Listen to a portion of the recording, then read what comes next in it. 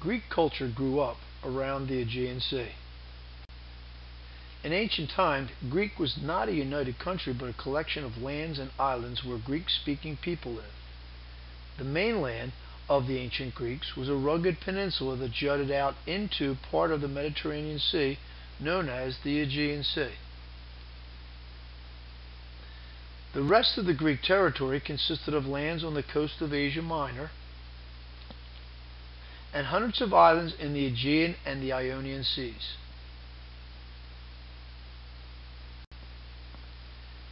Physically, Greece was a land of rough mountains, narrow valleys, and no navigable rivers. However, it is a long coastline with many inlets and bays. This combination of physical features had several effects on Greek character and history. The sea shaped Greek civilization just as rivers shaped the ancient civilizations of the Fertile Crescent, Egypt, India, and China. In one sense, the Greeks did not live on a land, but around a sea.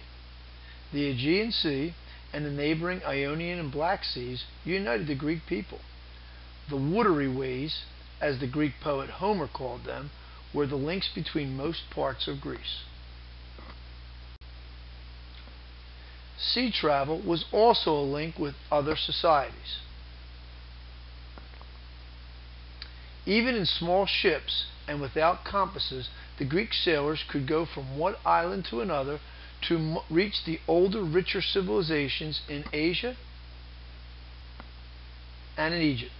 Sea travel and trade were important because Greece itself was poor in resources. About 3/4 of Greece is covered with mountains, the highest of which is Mount Olympus, the towering snow-capped home of the gods. These mountains divide Greece into a number of different regions. In ancient times, rugged terrain made transportation difficult. For example, the city-state of Sparta was only about 60 miles from Olympia, the site of the Olympic Games. Yet, it took Spartans nearly a week to travel that distance. The mountains significantly influenced Greek political life. It was very difficult to unite the countries under one government.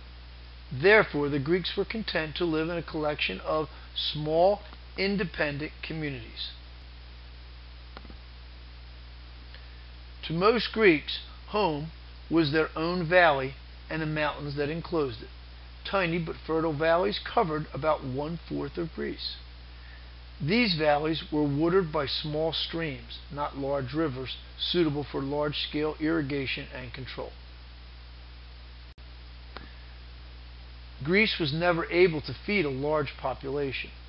It is estimated that no more than 2 million people lived in ancient Greece at any one time. Even this small population could not expect the land to support a life of luxury. Fruits and vegetables could grow in only a few places. Meat was rare because the country lacked grasslands to feed large herds of cattle or flocks of sheep. The three principal Greek crops were grains, grapes, and olives. As a result, the Greek diet was light and simple. For instance, a Greek soldier might march through the mountains all morning and fight a battle in the afternoon on a day's meal of a few olives and a small loaf of barley bread. Climate was the third important environmental influence on Greek civilization. Greece has a Mediterranean climate. Temperatures are moderate and rain falls only in winter. The Greek way of life, at least for men, was an outdoor life. Men spent most of their leisure time at the agora, or the marketplace, at the gymnasium, in political meetings, at the theater, or in civic and religious celebrations. All these public events took place outdoors. The open gatherings, combined with the small settlements, meant that most people in a city-state knew one another. Citizens met often to discuss public issues and to exchange news. For the Greeks, taking an active part in civic life became both a duty and a virtue.